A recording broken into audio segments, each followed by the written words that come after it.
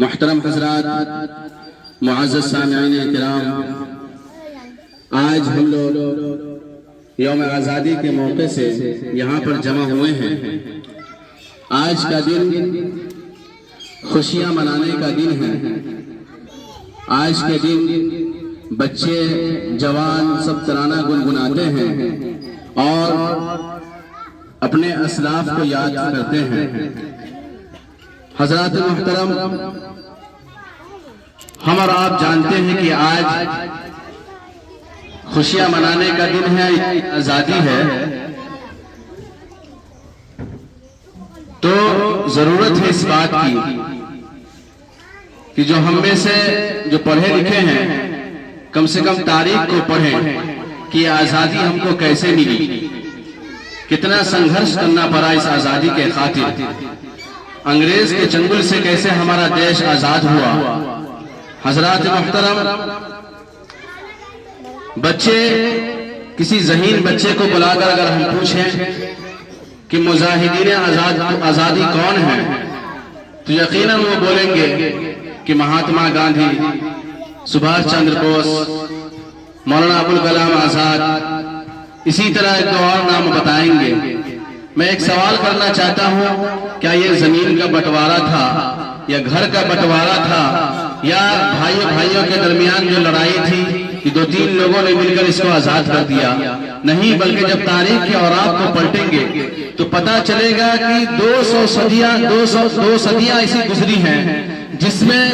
اس دیش کے خاطر لوگوں نے آزادی کے خاطر اپنے سر کو کٹائے ہیں، اور پھر یہ کہ ایک لمبی لڑائی لڑی ہے اسی دیش کے خاطر۔ مولانا محمود حسن گنگوہی رحمت اللہ علیہ، ان کو جو ہے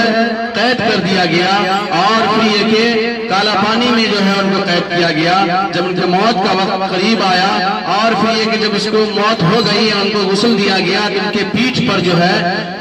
تپتے ہوئے لوہے سے ان کو داغا جاتا تھا، وہ نشانات تھے۔ ان کے شاگرد نے بتایا کہ انہوں نے، ہمارے استاد نے ہم کو وصیت فرمائی تھی کہ جب تک میں حیات سے رہوں اس پول کو نہیں کھولنا۔ جب وہ دنیا سے چلے گئے تو میں بتا رہا ہوں صرف اس دیش کے خاطر انہوں نے یہ تکلیف کو جھیلا ہے۔ حضرات محترم، آپ تاریخ کے اوراق کو پلٹیں گے تو ہمارے جو علماء حضرات ہیں یا مسلمان حضرات ہیں اور برادران وطن ہیں، سب لوگوں نے مل کر قربانیاں پیش کی ہیں، اور خاص طور سے علماء حضرات کو تو نشانہ بنایا گیا۔ یہاں تک کہ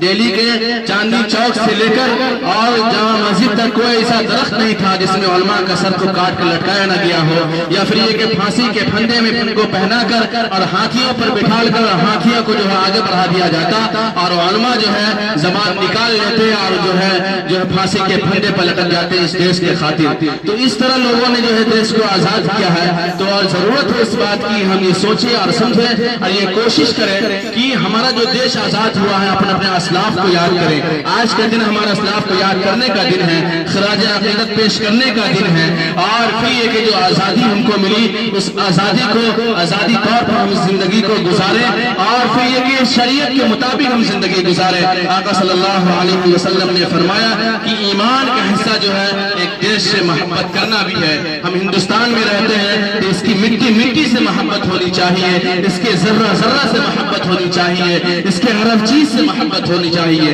ہمارا جو ہے ایک ایمان یہ بھی کہتا ہے کہ ہم دیش سے محبت کریں، دیش واسیوں سے محبت کریں، گاؤں سماج کے جتنے بھی لوگ ہیں اس دیش کے خاطر ان سے بھی محبت کریں، اپنے علاقہ والے سے محبت کریں۔ آپ دیکھتے ہوں گے اسی محبت کے نتیجے میں اگر کوئی دوسرے ملک میں رہتا ہے، ادر کنٹری میں رہتا ہے، تو آپ دیکھتے ہوں گے کہ